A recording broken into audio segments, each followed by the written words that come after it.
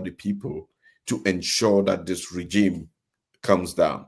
Yes, maybe the international community will have a role to play, but we cannot put all our bets in that one basket. Yes, so yes, we have Sandrine who has just joined us with Lovelyn, so that I can take a brief coffee break. Sandrine and Lovelyn, welcome on board. We have Solange who is here with us, and Ari Obenson from Project C. Solange is it's a social media influencer, a Cameroonian who is so concerned about what is happening. She was just asking and saying that the country is bleeding and that Cameroonians are in pain. We could also hear from her voice that she feels so sad, like many Cameroonians watching this live stream at the moment. But she was just questioning why the world is so silent about what is happening, and Ari was responding. And we have Professor Nicodemus through our Zoom.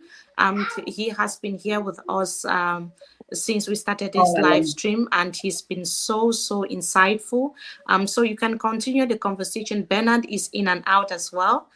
Because I think that he also needs a brief break before he comes back. And I will just take a coffee break and also come back very, very shortly. So you both welcome. And yes, over to you both now. Welcoming me again on the show. Thank you so much. I got Solange. Solange, you are welcome on the show this day. Also, so happy with Professor Nicodemus. He's been a good resource person. I just want to say that all those parts. Hello, Sandrine. Hi. Good morning, Lovelyn. Bonjour, Are. Hello, Solange and Professor Nicodemus. Good morning. So I just want to say that all what has been said, all those parts that have been put on the table, there's nothing that we are throwing away now if we want to change in Cameroon. So everything that has been said, it just needs to be examined. Diplomacy. There was one moment we had a meeting or a training in Douala on the site of a training, excuse me. I was like asking a question, why does it take long for a body like the United Nations to react when it comes to something? I was talking at that time because there was a case in Cameroon where a father was always abusing the children, sexually. And the wife took the matter to court and said she went to the United Nations and they say there was not enough evidence. So I was asking, somebody told me on the sidelines, or let me just say off mic or off camera, that those things like that, they go along with interest. My question now, and also Solange, will be, what is that thing that we need to propose to the international bodies for them? Hey, Prof, what is that thing that we need to propose to them for them to come to our aid? That is now the question. Quick thing, Sandrine. I think Ari answered that question, and I think it quite aligns with what, if you're looking at this from past experiences, from history, right? International bodies will not jump in if they don't see what Cameroonians are doing. So that aligns. I did like that response you gave, Mr. Ray, that if Cameroonians, they will come in if Cameroonians do something for themselves. And this is where it feels like it always chokes us. Like, hey, what are we going to do? This is today. Everybody wants to know what is going to happen. What are we thinking? What are the options that we have based on what we have heard today? And that is where this thing lies. And the question now goes out. International bodies are not going to save Cameroon. They don't have a particular vested interest that they will say, hey, if we come in and kick this person, if these people have their own interest. So if they don't have a specific vested interest, they are not just going to jump in, except they really see that there is some level of humanitarian, whatever is happening, that they'll come in. So it now stays in the hands of Cameroonians. And this is where everything is just bleak. Now people are on the street. Some people, we saw the pictures earlier on that Mimi shared. There is ghost town. Does this mean that people will stay in and not go to work and not do anything at all if they are not heard? Or does it mean that they are staying in today? Even classes in Yaoundé, people didn't go to school. Even in Yaoundé, people didn't go to school. Yeah, so for how long, right? Is that a strategy, or are people going to come back on the streets? So I think the main thing that when some of us are watching and looking, we are wondering what is happening, what is the next step? Are people going to go out and riot? Are people going to lock themselves indoors and say, hey, we are not coming out if people don't give us the right results? So that's the temperature. The now and the what is happening after today is really where most of our hearts are, that we are looking for information and guidance on. I think if I can come in, you've spoken very brilliantly. And the point is that Cameroonians have to take their destiny in their hands. As we're speaking, the crowd in Douala has stormed New Bell and the prisoners are coming out. Now, what does this mean? Yeah, what does this mean? It tells us that it is us and us and us who have to liberate ourselves. The other question which came up, what can we use to flatter, to attract the international community to become interested in our matter? Now, it's a tricky question and also a dangerous question. We may ask ourselves this question: how does the Biya regime succeed to perpetuate itself in power? One of the things they do is that they sign juicy contracts with multinationals who now promise to allow them to be there as long as possible, as long as they continue to bleed their country in their favor. And so it is dry eye.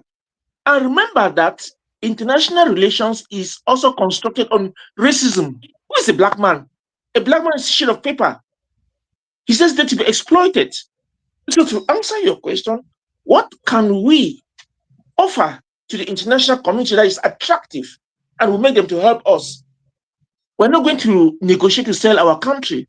We're not going to negotiate to sell our oil, our timber, our this to them. No. The point is, as we fight and we fight, they might find reason to come in to negotiate with a possible winner. But if we fold our arms and we sit, they're not going to come in. So what do we do? I join what you just said. It's a domestic matter in terms of fighting out our issue, using multiple methods at our disposal. In that way, the international community will try to look at the possible winner and they will rush in, not to help because they want to help us, not because they are philanthropic, but because they want to be on the winning side. So at the end of the day, it still comes down, it boils down to us. So that's the way I look at it. Thank you. I appreciate your post response. Sandrine, except you have a question for me, I can leave so that other people. Okay, yeah, I just have a quick question. So, it seems like maybe we were expecting what was supposed to be done today. So, what do you think can happen in the days ahead? Again, I've given a couple of scenarios when I analyze this whole political situation this week. And one of the scenarios which I see unfolding in front of my eyes is what is happening today. The fact that Mr. Biya gets proclaimed as president again. And we've all experienced that. We've seen that happen. Now, it all boils down to the streets. I made about 3 videos, all in which I was talking to the military, because I personally believe that we've seen that Biya's lifeline is the military. There I saw a general somewhere in the north that was saying, hey, we are apolitical. We do not do politics. That made me happy, but that was one person. And now the question goes, will the military let Cameroonians go out on the streets and do their things? Because Biya is not coming on the streets, or not even Atanganji is coming on the streets to shoot people. They are using our own brothers and sisters to do this to us. And the question still goes out. So many people have written letters addressed to the military. Can you people stand on our side? Because if the military stands on the side of the people, one thing is clear: we'll go through this.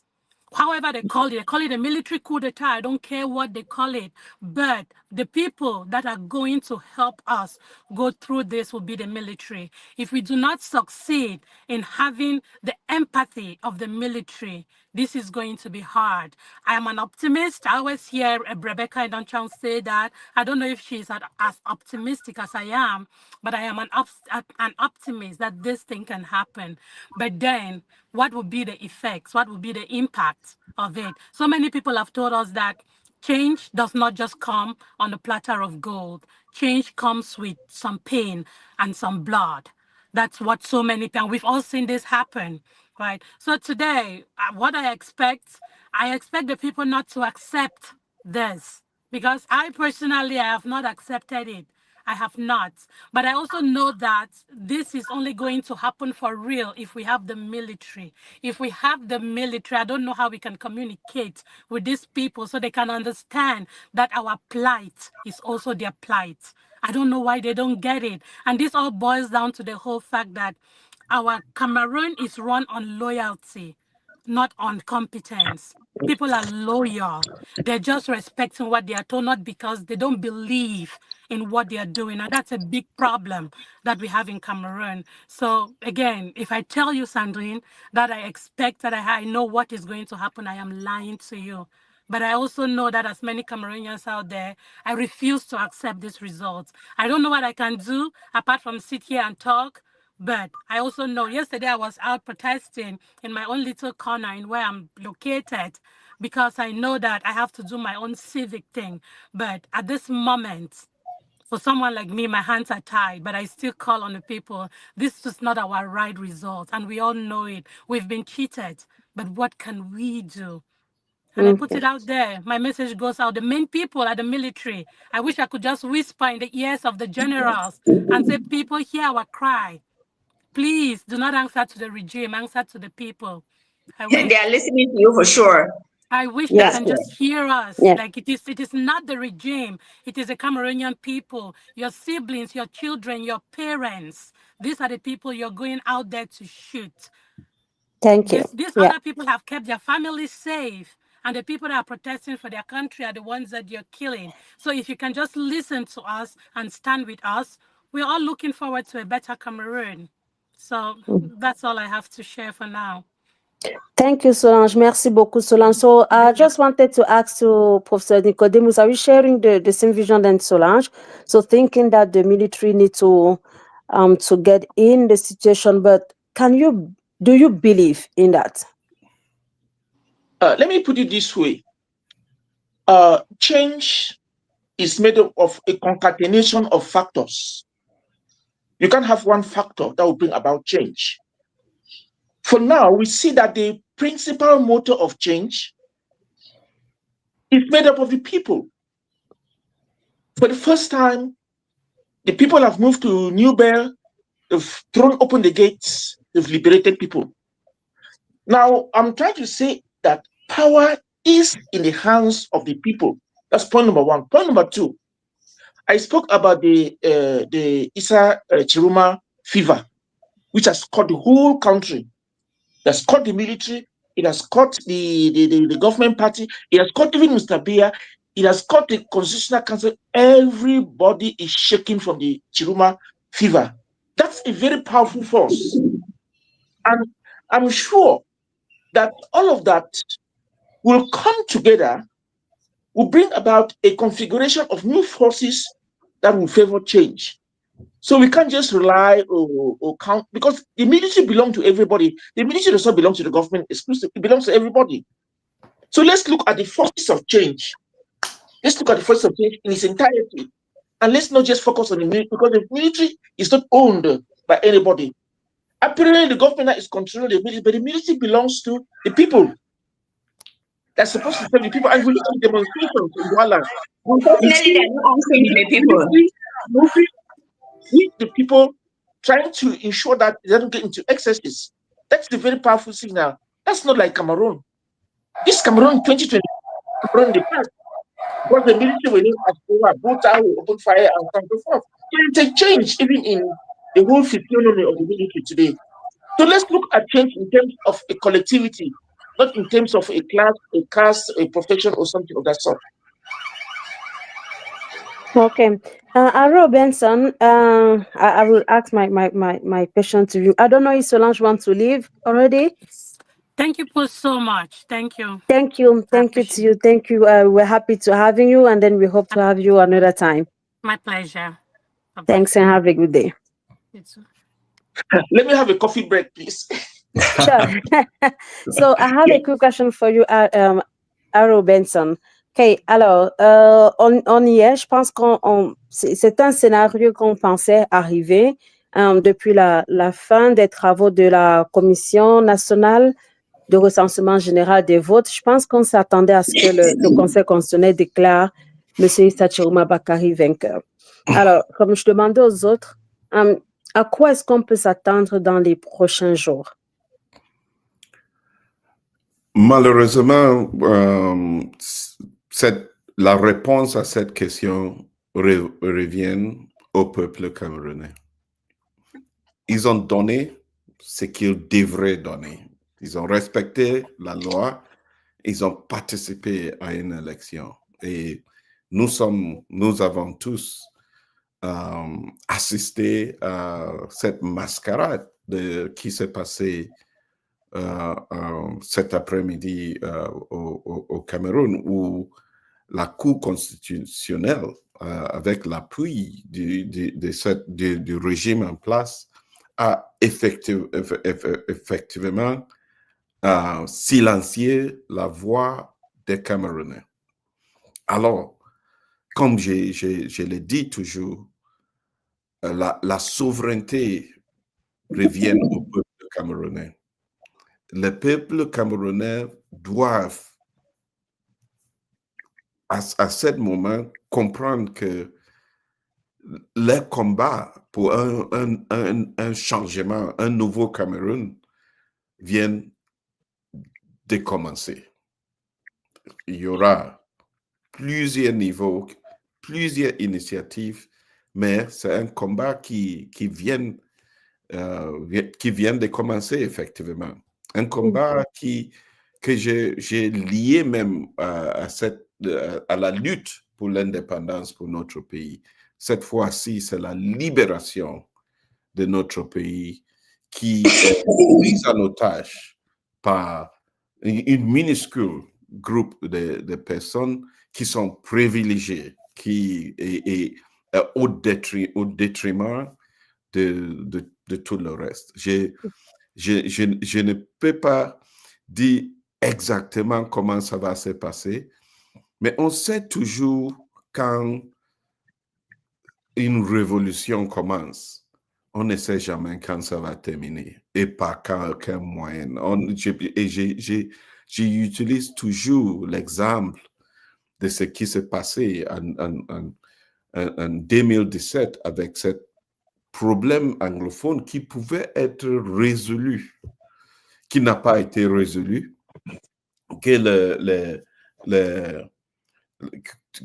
presque ignorer ce que les gens revendiquaient. Ils ont ignoré ça et on se retrouve ici. Maintenant, voilà encore une situation où le président Biya, parce qu'il s'agit du président Biya, c'est lui qui est responsable de tout ce qui se passe, ignore encore une fois ce que les Camerounais sont en train de dire.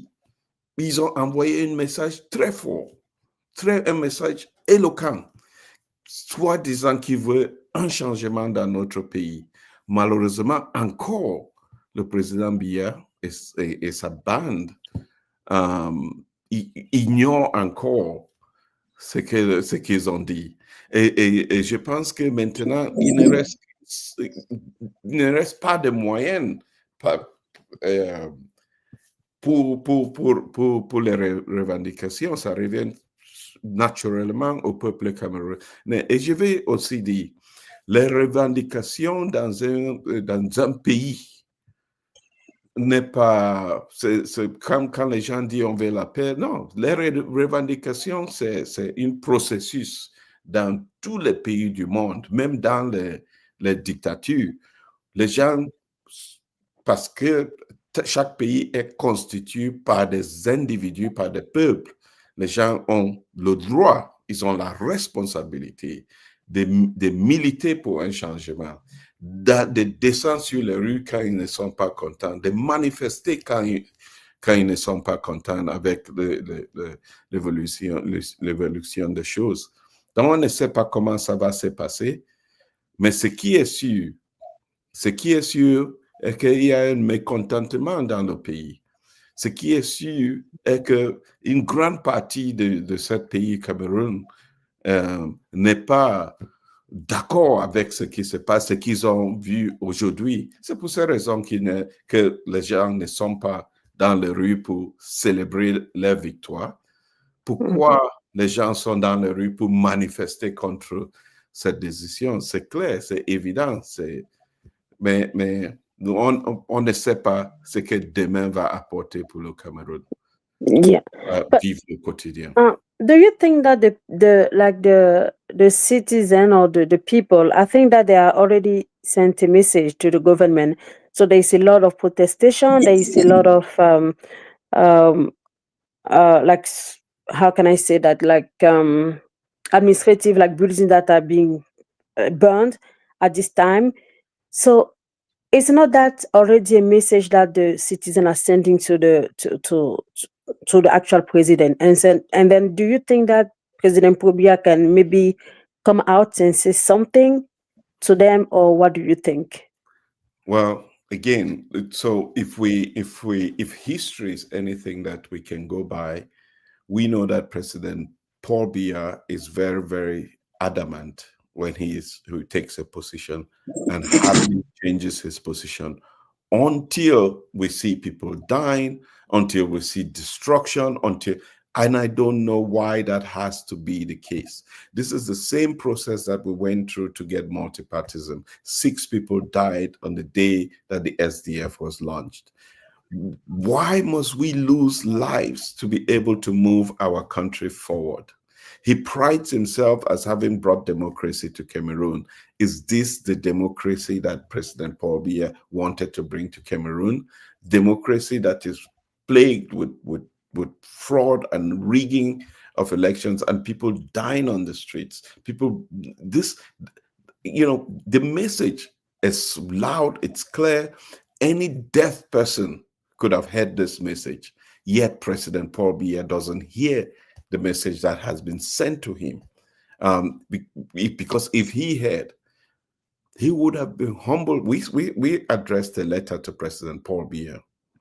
In that letter, we said to him that President Paul Biya came to power through a peaceful transition process, and that nobody had to lose their life or property destroyed for that transition to take place. This was his opportunity to return the favor back to the country and make sure that this doesn't happen. What is happening now, shouldn't happen. We were naive to believe that a resounding victory of the people will lead to this regime to humble itself and stand on the side of truth. We believed in that naivety. We were audacious in our naivety because we felt that the people's message would be heard so loud and clear that even the deaf would hear. But unfortunately, it's proving that it wasn't, and will not be. So at this point, as I keep saying, it comes down to the people of Cameroon to make a decision on the next chapter of the history of our country. Yeah, thank you. Loveline? Yep. I thank God we still have Array here. There's something that I've really been thinking about. We know before these elections, before even the registration was closed, after that campaigns, before elections and after elections, the church has been playing a very important role, especially the Roman Catholic Church. The call for transparency, the call for truth. We even got a reverend father who said it earlier that even if it is a devil, let the devil take over first. Then we'll see what happens after. What do you think the church will do now, given what is happening in Cameroon, or given the after effect or aftermath of the result that have still proclaimed incumbent winner. What role do you think that the church can play at this moment? We are already getting information that some people have died again today. Yesterday we lost souls. Today we've lost some again. How can the church come in at this moment, to help calm down the situation, bringing order, satisfying Cameroonians? Yeah. I believe that this is a moment that calls for great unity, that calls for all sectors of society to join forces to build the kind of country that we want to see. That's what I believe. The church is a key component of how we move forward as a country. We cannot only pray and hope for divine intervention. We must act, and then divine intervention will support our course of action. Unfortunately, that is the only way. And the church has probably one of the largest audiences in Cameroon. And when we say the church here, we refer also to this is not only about the Christian church. We refer to the church to include all religious bodies that engage with people on a daily basis, that many thousands and thousands, hundreds and thousands of Cameroonians begin their day in a church. And so the church has a role to play here to ensure that Cameroonians stay engaged in this process. Many may think, some would want to assume that maybe this is the end, this is finality. I really encourage people to say, surely this must be the beginning. we are expecting Ari. Well, we'll talk about the church. I think Ramos is there since he's been online, and we are right here. We'll develop the church in a while again. Ari, let's take Ramos. Ramos, hello, welcome on board. Hi, good morning from my end. Good morning. Hello, Ramos. Good morning. Good morning. Okay, I just have a quick question for you. What is your opinion on everything that is going on in Cameroon now? Okay, first of all, I appreciate you guys for putting endless time, working overtime without pay. It's really a huge sacrifice. People taking turns, sleepless night. It's something which it really shows that we want change. Now, based on my opinion as a Cameroonian, what is happening in Cameroon? It is something which we cannot remove the regime through the ballot, because from the Constitutional Council to the elected body and everything is controlled by the regime. We are talking about the international communities.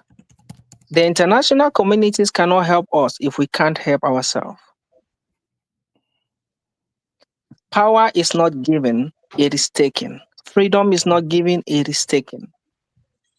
We all knew the outcome, what the Constitutional Council was going to say, and this is it. We know it. Nobody was doubting it. We knew that. But I have two questions, because now the risks that our president, because I believe that Chiruma is the president, whether Cameroon comes on,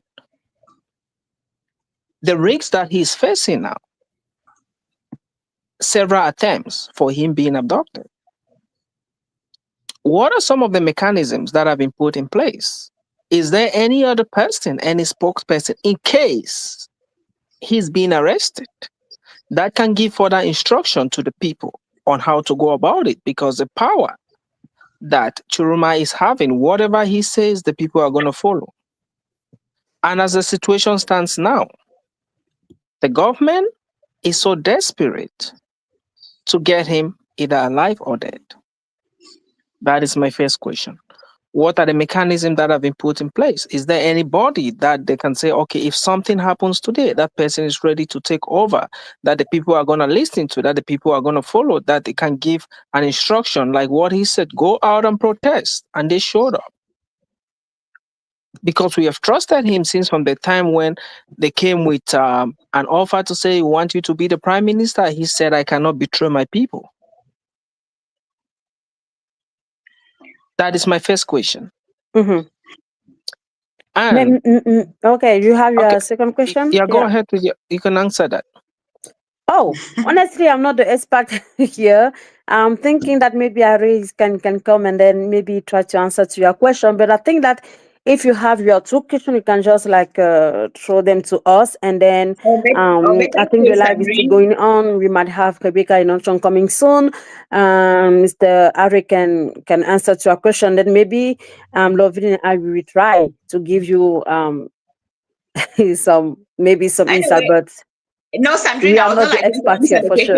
I was just about to tell him that Issa Chiloma spoke by saying that even if they kill him, he will liberate the country by every means. Those were his words this morning. So he probably knows how he will do. He probably knows that even if he's being picked up today, he knows how to fill in to make the struggle to continue. Mm-hmm. And my number two, it's not everything, it's not everything that he will surely say it out. It will like letting the cat out of the bag. And my number two question is, now that Mr. Biya has been announced the president of Cameroon, which we all knew, like I said, that was what is going to happen because their taste for power. They are willing to hold the power at all costs. They don't mind about the people. The regime doesn't respect international law. The regime doesn't respect human life and whatever. Now, what is the way forward for Cameroonians to take back their freedom by force? It is not by going to the court or going away, because nobody in Africa has ever took back power by court, because it is controlled by the same system. That is what Cameroonians are waiting for. What is the way forward? What are they going to do? What are the mechanisms in place? People are going out there to protest. Is there a legal team that can secure their release? People are being shot. Like right now, I just watched, tanks are rolling out. That is how the Anglophone crisis started. And the Cameroonians are willing to take back power. 43 years is not 43 days. Since I was born, I was hearing about Biya till now. I'm still hearing about Biya. Thank you, Ramos. Thank you so much for coming up and then share your question and then your opinion with us. We appreciate it. So we will try to have someone to maybe go on that, and then I think that our expert said so. It is something that even if you knew that the Constitutional Council will say that Biya won, people are not happy, and then this is something that we can see. Everyone can see that on the field. So thank you to you, and then very wish you a good day. Maybe we can try to have someone else who would like to speak to us and then maybe share his opinion while we are waiting for another expert and maybe political men of civil society that can come up to them. And I think the technical team maybe can try to go to that way. So, si on a des personnes qui veulent réagir à ce qui se passe aujourd'hui, à la situation au Cameroun, je pense que vous êtes les bienvenus. Je sais pas comment est-ce que ça se passe avec l'équipe technique, mais vous êtes les bienvenus à laisser vos messages, à laisser vos opinions, et nous allons nous faire le plaisir de les partager ici. En attendant, bien évidemment, d'avoir d'autres experts qui vont arriver, d'avoir d'autres probablement hommes ou femmes politiques ou ceux de la société civile pour discuter avec nous de la situation actuelle au Cameroun. En ce moment, des tensions sont enregistrées pratiquement dans beaucoup de villes, notamment dans la ville de Douala, du côté de l'Ouest Cameroun, où on a eu des images tout à l'heure montrant à Bafan, notamment où le palais de justice a été incendié. Un des commissariats a été attaqué et le siège Election Cameroun du côté de Banja, pas loin de Bafan, a également été incendié. Du côté de Douala également, il y a eu des tirs dans certaines parties de la ville, des manifestations aussi, des populations qui continuent de réclamer la vérité sortie des urnes. Il y a également que des barricades ont été érigées par des populations à plusieurs endroits de la ville. On a également aperçu tout à l'heure des prisonniers, dont des personnes qui sont dans la prison de Newbell en train d'être sorties de toutes parts. Qui en est l'instigateur? Il est difficile pour le moment de le savoir, mais à noter que hier, après les manifestations, le gouverneur de la région du littoral a fait une sortie dans laquelle il a bien évidemment précisé que 4 personnes ont été tuées dans les manifestations et que ces manifestants essayaient d'attaquer l'une des brigades de gendarmerie située du côté de Newbell. Il a également relayé une liste de plus de 25 citoyens, un peu plus d'ailleurs, qui devaient être gardés à vue à la prison centrale de Newbell. C'est à Douala pour une garde à vue administrative de 15 jours renouvelable de ce côté-là. Alors que du côté du nord, c'est à Garoua, des snipers, c'est comme ça qu'on les appelle, ont été aperçus pas très loin de la résidence de Issa Chiroma Bakary. Ils continuent d'être gardés par une marée humaine, par des populations de Garoua, alors que Issa Chiroma Bakary redoute le fait qu'il soit enlevé ou même peut-être tué par ces contradicteurs de l'autre côté. Alors que le Conseil constitutionnel, on l'a dit, a déclaré M. Biya vainqueur à la dernière élection présidentielle avec un peu plus de 53% de voix, de suffrages exprimés, dans une salle pas très pleine, pas très courue, une cérémonie qu'on pourrait dire pas très courue, mais qui a été massivement où il y avait des membres du gouvernement, où il y avait également des membres du comité central du RDPC et quelques partis politiques et quelques représentants des partis politiques. Et aussi, à noter que les résultats n'ont pas été proclamés comme cela a été le cas très souvent il y a quelques années plus tôt, où on avait des résultats par arrondissement, ensuite de la compilation. Les résultats se sont passés le plus vite que l'on aurait pensé au plus que prévu. Kingsley, good morning. Good, good morning where you are, it's afternoon where I am. Yeah, I know that the time difference, as soon as I woke up, I just saw the result everywhere. I was like, oh, I thought that this could take a while, but we were not there. Okay. So I'm just wondering why they were what so results rushing. are you talking about? Because we had the results already a few days ago. Yes, no, I'm just saying like the time to them to read it. In the past, it was not that way. You mean who read what? Who read what? You mean the CPDM, the CPDM gathering that we had today? The Constitutional Council. What was that? Now, the Constitutional Council. Many of us have not been following. The Constitutional Council, made up of CPDM loyalists, had been delegitimized by Issa Chiroma Bakary ahead of today.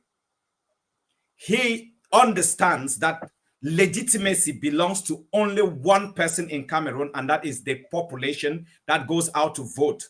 And they voted on October 12th and gave him a mandate to be the next president of Cameroon. He doesn't need to go back to a party that was a contestant in the election to get legitimacy. That is why Issa Chiroma Bakary withdrew from going to the Constitutional Council, because going there would be like he's going to, you know, there's a saying that a cockroach can never be innocent in the gathering of fowls. There's no way he can go to the same people he's just defeated to ask them for legitimacy. So everything that happened today was just a charade, which he doesn't even acknowledge. That's why, if you look at his official communications, he's not mentioned them. He's not mentioned them because it's a non-event. It's just a CPDM gathering that took place today to read their own results on national TV. What we had, what the Cameroonian people had on October 12th, what we as DISO, we had by the 13th of October, is the real result of this election. The mandate is from the people. The Constitutional Council lost legitimacy the moment they just decided to be partisan. They are supposed to actually be non-partisan because they are meant to be a separate body from the political class and the CPDM ruling party, but they've proven that they aren't. And so what Tisa Chiroma has been doing over the last 2 weeks is to go step by step to delegitimize them and to actually show that they do not exist as far as Cameroon's system is concerned, which explains why on Thursday, when they were supposed to initially declare the results, the UPC, the Union Cameroun pour le Changement or something like that. Union pour le Changement. The Union for Change actually called for a lockdown. People was wondering why call for a lockdown. They wanted people to actually not be out on the streets on that day because it was a non-event. So do you think that we are clearly in the lockdown now? It's not more a lockdown. We are out in all-out war. Okay, but maybe not maybe lockdown, but I think that the situation now, I'm afraid that will lead up to some ghost town because people are not going to the school. The markets are closed. Ghost towns are called to disempower the people because if the people are locked in, then you guess what? The streets are controlled by a few. War, like we have in the Anglophone regions, once it's gone to guns, it's just a few people who can afford guns, foreign guns, it again delegitimizes the population. What is happening in Cameroon now, Chiroma cannot control it because Chiroma did not ask anyone to actually go out in Chang, in Limbe, in all those places. When he asked us yesterday, absolutely. That's what I was saying yesterday, that everyone has a choice. So Chiroma could say you need to go out, and then you chose to do not go out. It was your choice. So if people are saying and then are choosing to go out, so there's no point to accuse someone. So now, let me explain what is happening now in Cameroon so that people really understand, because I've seen a lot of people in the comments asking, so what next? We're already there and you're asking what next? If you are in Cameroon, if you are in Batibo where your vote was stolen, if you are in Gokutunja where your vote was stolen, I know today is ghost town, so you might not come out today because you don't want it to be in the crossfire. Then you start getting ready to come out tomorrow and denounce the theft. Because what they did in the Northwest and Southwest, what they did in the Northwest and Southwest and in parts of Cameroon is that they walked over the corpses of people killed by the Biya regime to be able to claim their victory. You don't kill people and then you come into their house and take their property. The only dignity Cameroonians have is that vote. And when you take it from the people that you've just killed massively over the last 43 years, every family has lost someone to violence, to accident, to Okada this, or to a hospital appointment that they went and they couldn't pay. So we have all become orphans, victims of the Biya regime. We cannot now allow him to come into the houses of the people and take the one thing that is remaining, which is the people's dignity. So what is happening now is that Cameroonians... Can you listen? You have been talking. Let me ask you a question. It is true. They should rise up. We saw 4 Cameroonians yesterday losing their lives. Today, more are losing their lives because they are doing peaceful protests. They are not armed. But the military is armed and they're using live bullets. So when they're asking that what next, is that how do I, armless, with hands raised, go before somebody who has a gun and is ready to shoot? How do I succeed in front of that person? That's it. Okay. You said how many did you say died yesterday? 4, right? 4 died yesterday. Today we're already registering more again. Okay.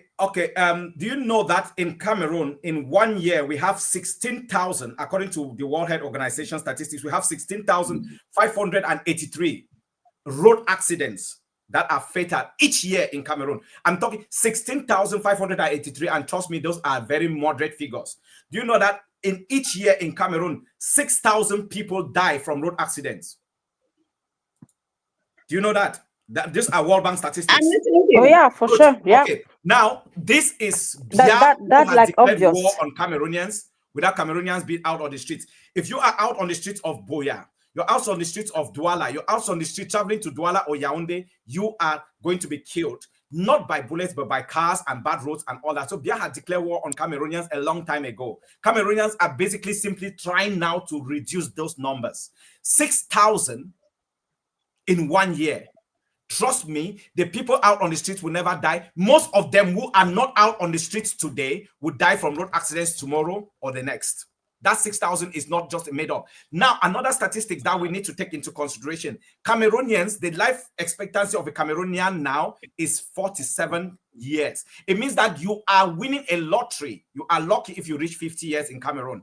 It is down to beer. Let me give you an example. When Gaddafi was killed in Libya, the life expectancy of an average Libyan was 71 years as of that time. So basically, life expectancy increases with the quality of life. Cameroonians cannot afford food. They cannot afford security. They cannot afford health care. They cannot. So Cameroonians are dying in their thousands under beer. Anything they are doing now is survival, and anyone who actually dies now just dies. That is a different way of dying, rather than that they were going to die or not. So what you are saying is that because in one way or the other we will die, we should just move to the street and expose and give ourselves to the military? What, to which military? You saw a video of people in Douala where the military shooting at them. How many soldiers are there in Cameroon? It's because of this thinking that we actually allow the few who are benefiting, because 90% of soldiers are not benefiting from them. 90% of police officers are not benefiting.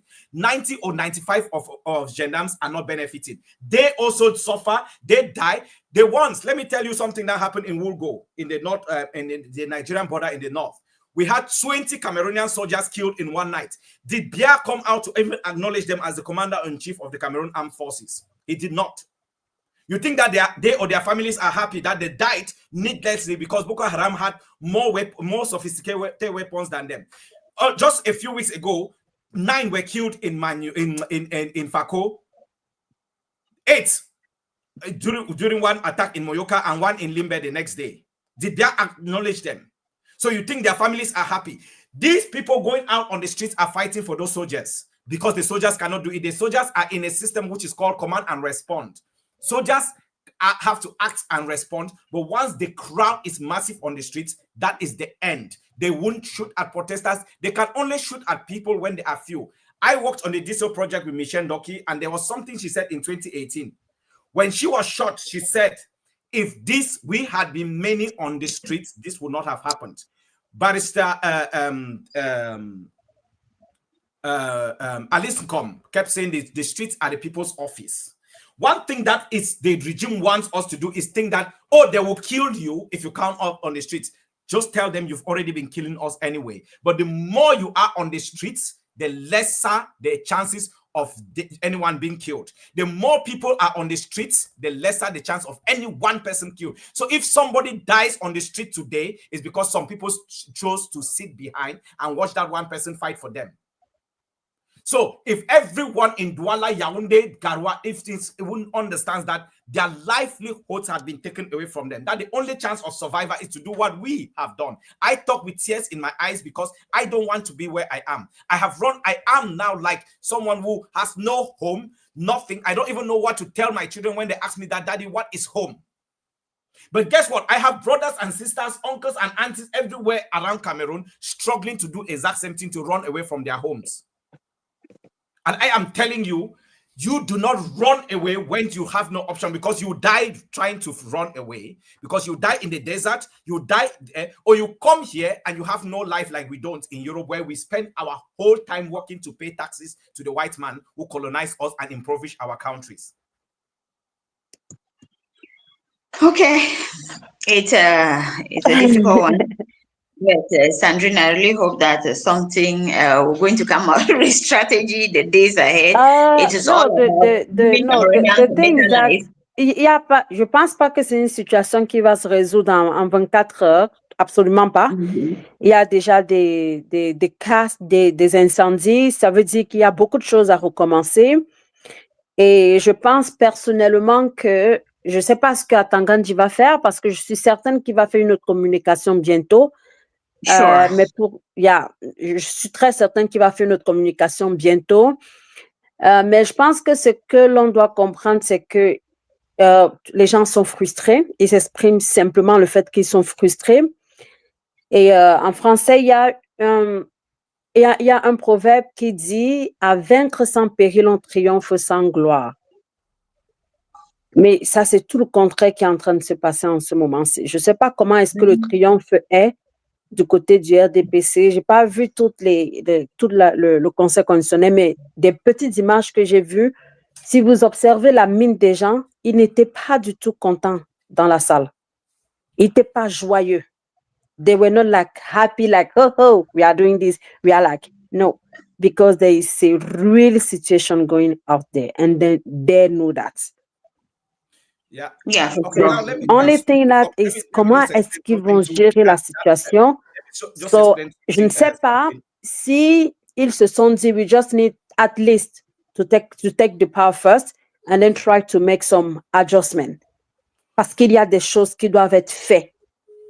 Sinon, je ne sais pas comment est-ce que ces 7 années vont se dérouler.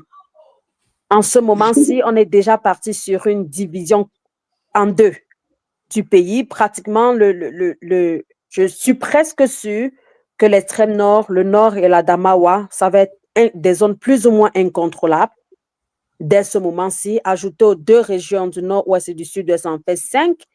Qu'est-ce qui reste? Le centre, le sud, l'est, l'ouest, le littoral et le centre. J'avais dit donc 5. Quand vous parlez même de l'Est, l'Est n'est même pas là. You know, l'Est is also a country that has an international boundary. So they have intrusions from there, Central Africa and all that. So it's shaky. But le truc, c'est que pour le moment, l'Est reste encore une province du Cameroun et on la considère comme telle. Et elle est sur les papiers. What I'm saying, Sandrine, is that it shares an international boundary. That's what I mean. That, if you said so, that means you say the same thing for the Southwest. We share another boundary with the Nigeria, and the same thing maybe for the Adamawa or some maybe for Marwa. We say the same thing with the Chad. So we are not there yet. So s'il faut, je regarde juste en fonction de la carte du Cameroun et je compte les 5 provinces d'un côté maintenant et les 5 autres provinces de l'autre. Alors, est-ce que le gouvernement Biya va régner sur 5 provinces sur 10? Comment est-ce que les choses vont se passer? Comment est-ce qu'on va créer des choses juste pour ces personnes-là? L'Assemblée législative, l'Assemblée nationale va reprendre le service le mois prochain, dans quelques jours seulement, dans quelques semaines. Moi, j'ai hâte de voir ce qui va se passer. On a vu Kaba Ege Djibril à Marois, qui était à peine capable de dire 2 ou 3 phrases normalement construites. Est-ce que les députés du RDPC, parce que c'est ce qui se passe, vont encore lui accorder d'être président de l'Assemblée nationale? Vers quoi est-ce qu'on est en train de s'avancer? Est-ce que c'est devant lui et devant Nia Dufendi qu'on n'a même pas aperçu aujourd'hui que Biya va prêter serment? Pas seulement aujourd'hui. Moi, j'ai un peu pas la conviction, je me dis que peut-être, et on le sait, tous ceux qui sont autour de Biya ne veulent pas laisser ce qui se passe. On sait très bien que c'est un groupe de personnes. Et je pense qu'ils veulent juste contrôler les choses. Peut-être qu'il y a des modifications qui vont être faites, probablement, mais ils vont essayer de contrôler le plus longtemps possible. Mais je pense qu'au fond, ce qui dérange ceux qui sont à l'extérieur comme nous, c'est que ce soit une honte. Moi, j'ai du mal à me tourner et de dire à mes collègues que j'ai le président de la République dans mon pays qui va faire 50 ans au pouvoir. That's too much. It means half of a century. Yes, c'est-à-dire que tu penses que Biya va être président de Cameroun, n'est-ce pas? Ben oui, c'est ce qui est normalement. Non, mais sur les papiers, c'est ce qui est. Biya n'est pas président du Cameroun parce que le peuple lui a rejeté. I'm just trying the French because someone said I should talk. Le peuple a le mandat de décider qui est le président du Cameroun. Comment ce peuple qui est martyrisé, je ne dis pas non, I'm totally okay with that. Si ça restait seulement pour la commission qui comptait le vote, si ça restait sur eux seulement, ou bien la Cour constitutionnelle, c'est qu'on ne devait pas avoir le scrutin le 12 octobre. They should have just waited, attendre pour que les gens s'y assis et ils donnent les fiches à Biya et ils décident que Paul Biya va être président. Because that's what they've done. You cannot distinguish the two. No, I agree with that. Je pense que les gens sont allés au vote parce qu'ils croyaient encore qu'on peut passer par la voie des urnes. Maintenant, la stratégie de Issa Chiroma Bakari. And let me explain to you now what we did at the DISO project. One thing people thought was that with the DISO project, we were starting that with the objective that we just wanted to be able to win, and we expect that these guys will go out from the ballot box. It doesn't happen. I'll give you an example. People ask me this question over and over when Michelle and I were talking about vote and protect your vote. People ask the question, what will you do if it's proven that the incumbent lost and he refuses to go, like it happened in Venezuela with Maduro? Maduro lost the elections in Venezuela. He's still there, right? The difference with that and Madagascar is that the people were thinking that Maduro will look at the results and leave. We were not under that illusion. Issa Chiroma Bakari is not under that illusion. And let me tell you why. Look at his communication today. Have you seen him talk about the Constitutional Council? Nope. Have you seen, what did he say when people were shot and killed? Let me read it out so that people understand where Issa Chiroma's this thing. He said, told of their attack to death. I wonder what will be said this time. Shooting point blank at your own brothers. I can't help but wonder if you are mercenaries. What he has just done is just delegitimize the people who shot. You cannot be a soldier of the Republic of Cameroon or a police officer who swore an oath to protect the Cameroonian people, and you shoot them because of money. You become a mercenary, and for that reason, you are no more legitimate. By calling those who shot Cameroonians today mercenaries, he has just distinguished them from Cameroonian soldiers and from Cameroonian police. Mercenaries are people like the Wagner group, like the Tuaregs in Mali, that you pay them and they come in and kill. Any soldier who raised his hand and pulled that trigger is now a mercenary in Cameroon, and they are illegitimate in the eyes of the Cameroonian constitution. Let me proceed. He said, kill me if you want, but I will liberate this country by any means necessary. End of quote.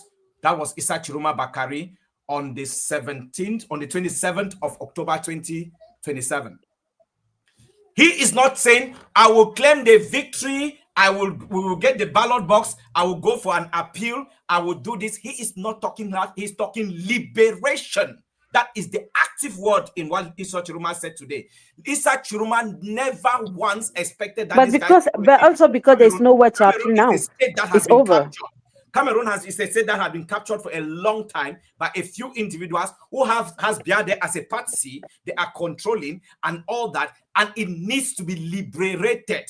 He needed the legitimacy to be given to him by the Cameroonian people through the ballot box. He needed something to be able to be sure that the Cameroonians that he will be putting his life on the line for are ready for him to do that. And Cameroonians answered yes. I don't know how that happened. Don't ask me. I am a political scientist, but I cannot tell you the phenomenon that has become Issa Chiroma. In 3 months, he got every Cameroonian to believe that he is that liberator. That is what he's calling himself today. I am the liberator. I will liberate Cameroon. He did not say, I am going to take my stolen mandate. He's not talking about what John Fundi said in 1992. He's not talking what Kamto said in 2018. He's talking about liberation. That liberation comes in one way and one way only. When the people whose mandate has been stolen decides that enough is enough, we are going to stop this, which has already started happening. We say that it should be peaceful, it should be coordinated, get out on the streets. It was 1 million people in 2014 on the streets of Burkina Faso. Blaise Compaoré fell. 1 million, he fell.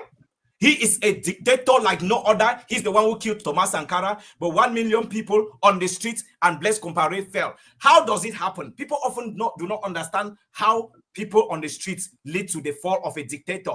It's because once the people turn out on the streets and you have 1 million Cameroonians across the streets, or there are more Cameroonians on the streets more than the people who voted for Biya, Biya loses legitimacy, and the military will tell him, you step down because we cannot protect the national territory. If we get an attack from Nigeria, if we get an attack from Central Africa, we will not defend the territory because the people are on the streets. The military suddenly is in a very difficult position because they cannot control the territory anymore. They will force Biya down and then they will have to look at the next step forward. Chiroma is not looking to be president of Cameroon. That's what people are mistaken about. He's not looking to be president. He is looking to be the liberator of Cameroon. He's not talked about presidency today. He's not talked about himself as president. He's talked about himself as a liberator.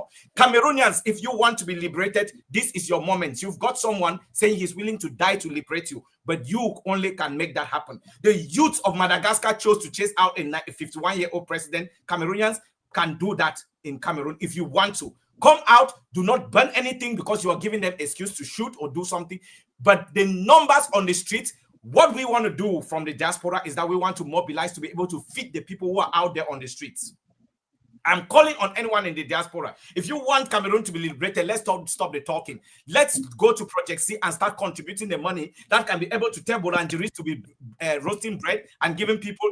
People should start coming out in your quarters. Don't go to a central position. Everywhere, come out and know that you are in a funeral. You want to be liberated. C'est le moment de la libération. C'est le pas fraude électorale, ce n'est pas electoral hold up. No, it's liberation. That is, I'm not quoting myself, it's Issa Chiroma. He's talking about liberation. Cameroonians need to liberate themselves. Okay, Kingsley, thank you so much. Really, seeing how much they so you know, when you start talking, Kingsley, at some point, you go up and up and up. The power is in you know. I can understand. But remember what I said to Loveline a couple of days ago. Don't let the emotion going over. Oh, you know what you're saying. Sorry, I would say another time. I know you're getting emotional. I cannot be rational in a very irrational situation. Anyone who tells me that you don't need to really get I am very emotional, very emotional. I'm talking the tears in my eyes. I am very emotional and intentional. Thank you. A friend in the USA called me 2 days ago, and this person has not talked to me for years. Called me, and the first thing they said was, Kingsley, I lost my brother. I said, oh, was he sick? I said, no, he died on an Okada accident in Douala. Okay. So Loveline, before you ask something to Professor Nicodemus, I think that we have like maybe the last question with him, and then I think we just need to say goodbye for now. And after Professor Nicodemus, we will try to make sure to come back in a couple hours, maybe 2 or 3 hours, so in the evening, so that we can keep talking on it, and then we will have more images, and maybe we have more guests to take the time to go over the situation on the whole day, and then have like a very big conversation on it. So I don't know if you have maybe a last question to Professor. Just short observations. Absolutely, from Kingsley and from you, Sandrine. Kingsley makes a point about the president-elect, or President I can't pronounce it, Chiroma Bakari. He makes a statement that he is not sort of fighting to become president, but he wants to liberate the people. Now, this type of thinking, and that's why I say that people can be very inventive, this type of thinking is because of what he's undergoing. And so he sees himself in that position, and so he's communicating. That's the politics. He's communicating. It's so much about, because you are liberating as a leader. So he's communicating to a constituency. So that's a very clear point. The second thing I want to say, Sandrine raised the issues about the geopolitical location of the Northwest, Southwest, and the one of the Grand North. I think there's a difference. If you take the Northwest, Southwest regions, Nigeria is their border, but Nigeria is not sympathetic to what's happening in the North and Southwest problems. In fact, they are an obstacle to a certain extent. But when we come to the Grand North is cohesive. And I think it's important that Cameroonians should understand this. By Cameroonians, I mean the government, and people are not in government. Everybody should understand this. If we look at the issues, some of the problems in Northwest problems, particularly the farmer grazer problem, Fulani people from Nigeria cross over to whom? That is, Fulani from Nigeria crossed into Cameroon to fight. What does that tell you? Now, if we translate this to the Grand North, we realize that the Grand North is an ethnic continuum with Nigeria. In fact, we think the Grand North and Nigeria, they are the same people, same ethnic groupings, religion, amongst other issues, and they are very cohesive. They are what you call my brother's keeper. So that's the first point. The second point is that we chat with Central African Republic and with Nigeria, where arms are just, circulating so freely.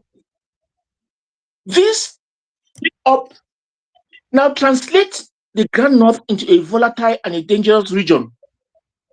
And if any problem, any trouble starts there, what we have in the Northwest and Southwest region will be a child's play. Because we are talking about the people who are cohesive, we are talking about the people whose boundaries are friendly. Yeah, no, I'm so sorry, Paul. So maybe you didn't get me well. I understand that there is a lot of. I'm just going on the part that they say that there are crises in the Northwest and the Southwest region that are not being solved until now. And then with something, with the election, like presidential election that is going on now, we can see clearly that the Grand North, is completely, I could say, little bit down. Not in the same way. I'm not talking about the same causes. No, it's not. They are not the same causes. But I was just saying that if the system in place does not have the technical control on those 5 regions, it's like we are kind of split. That's what I was trying to say. I was not trying to know. No, I agree with you 100%. I agree with you. The Grand North is a special region, but it's very difficult to control. That almost underscore that point. It may be easier to deal with the Northwest Southwest region than with the Grand North. The Grand North is slippery, it's complicated, it's more cohesive than what you find in the Northwest and Southwest region. And once it's more cohesive, it poses a special security problem. That should be clear.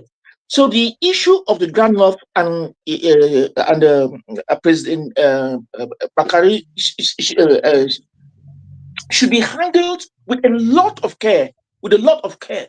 Any attempt at arresting him or anything of that sort will create us problems we have never seen before. So that has to be handled. It's a political problem. If it means giving him the power, give him the power. That's my position. Okay. So thank you, Professor. Maybe we might have you later in the day. So for now, we just need to take a deep break, I can say so, and then come back later with a lot of energy and strength, and then go over what happened during the World Day, and then just keep continuing to have a big conversation on that. So, Loveline, je pense qu'on va arrêter ici pour maintenant. It's been 5 hours of live. So, thank you to Mimi for Info Team. On va arrêter pour ici en ce moment. Si on reviendra probablement on reviendra en fin de cette journée autour de 18 ou de 19 heures avec des hommes politiques, avec d'autres experts de la société civile, et on va revenir sur tous les événements, toutes les manifestations qui ont eu lieu cette journée au Cameroun après la proclamation des résultats de l'élection présidentielle et continuer cette grande conversation. Alors, on revient très bientôt. N'oubliez surtout pas de vous abonner pour être certain d'avoir les notifications de ce que nous sommes en ligne. N'oubliez pas d'aller souscrire aux pages de Mimime.info, Cameroun News Agency, Beyond African Podcast, Analyse avec Sandrine Yamga, et puis sur la page Twitter de Rebecca Elonchon. Merci à vous. Thank you, Loveline. Thank you, Sandrine. Thank you, our viewers all over the world. Just like Sandrine has said, we'll surely be coming back in a few hours' time. Time for us to also get a break and think of other new strategies, and we're also encouraging, those who think that they can say something, especially on the way forward to get to MMI team, so that we can have their reactions on the way forward in Cameroon with the present situation. And surely we'll be having guests when we will surely come back. So thank you so much for keeping it a rendezvous on MMI and trusting in MMI. Till We'll À meet très again. bientôt. On vous envoie Ciao. beaucoup d'amour et de cœur. À tout à l'heure.